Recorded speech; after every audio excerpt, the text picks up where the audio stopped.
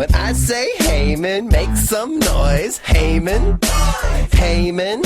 When I say Haman, make some noise. Haman, Haman. Shalom Dammit! This is Rabbi Sol Solomon with a Rabbinical Reflection for the week of February 24th, 2013.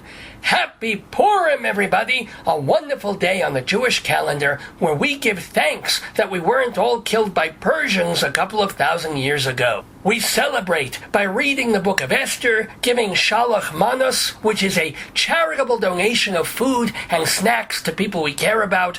We celebrate by putting on costumes, getting drunk, and, in certain areas of the world, watching NASCAR. I like to celebrate by spreading laughter, by telling a joke or two, and then explaining the joke for people who are too shikkered up on Kedem to get the punchlines. Or, more importantly, the moral.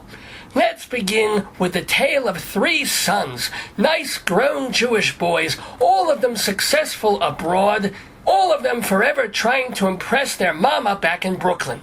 They meet for lunch in London, and the oldest son, Moshe, says, "I built Mama a 3-story house near Prospect Park. She just moved in last week." The second boy, Yitzchak, says, "Well, I bought Mama a brand new Mercedes with a round-the-clock driver to take her anywhere she wants to go." Avi, the youngest son, says, "I'm the only one who's really thinking of Mom's needs. I bought her a parrot." "A parrot," the other two go. "What are you, Meshuggah?" "Not at all," says Avi.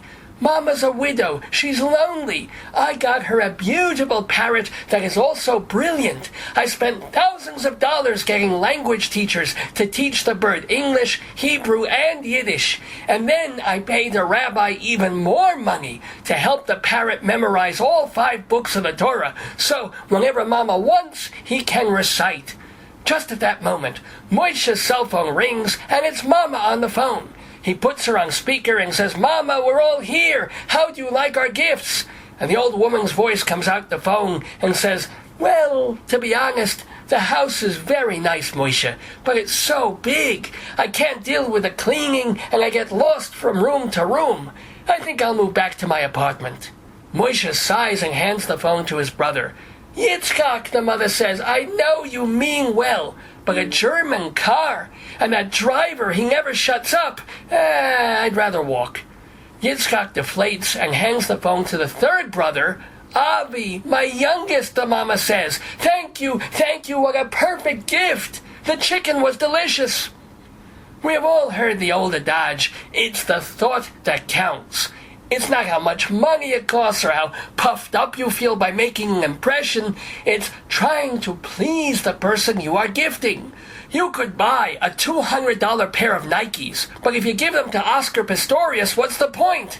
Of course, if you gave him a Smith Wesson, that he might have use for.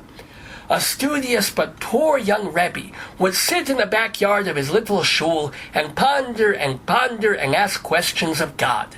This went on for months, years, until one day Hashem decides to make it a conversation. "I'm here," he says. "What do you want to know?" "Well," says the Rebbe, "I've been thinking about the nature of time. For example, what is 1,000,000 years to you?" God says, "Yeah, you're a human. 1,000,000 years to you is just 1 second to me." The rabbi thinks a little bit and says, "What about money? What is $1,000,000 to you?" "Ha!" God laughs. He says, $1,000,000 to you is less than a penny to me. It's a pittance. "In that case," the rabbi says, "can I have $1,000,000? "Sure," says God, "in a second." If there's one thing that Jews seem to know better than almost any religion, is that God, if he exists, follows his own rules and principles. We can assuage him with prayers and good deeds. We can interpret the Torah 6 ways to Shabbos. But really, Hashem does what he does, and we all follow furtively along. Like storm chasers. Get too near the tornado, you got the Tower of Babel. Stray too far from the tornado, and you wander for 40 years. So, the best bet is to pursue God with a lot of awe, a little fear, and a good pair of binoculars. Last joke. What's the difference between an Orthodox Jewish wedding, a conservative wedding, a Reform wedding, and a Reconstructionist wedding? Simple. In an Orthodox wedding, the bride's mother is pregnant. In a conservative wedding, the bride is pregnant. A Reform wedding, the rabbi is pregnant. And in Reconstructionist, both brides are pregnant. What I love about this joke is that despite the mockery, it embraces all the different strands of Jewish practice. You don't have to wear a fur hat and payas, especially if you're a woman. Or, if modern ways are a little too modern, you can create the niche of Jewish custom that works for you. So, if you want to celebrate Purim by going to synagogue and singing and hearing the Megillah, great. If you don't observe Purim at all, but you're a good person and Jewish in your heart, also great. And if you're somewhere in the middle, but you want to send me some shalach mangas, prune is my favorite, though the apricot isn't bad.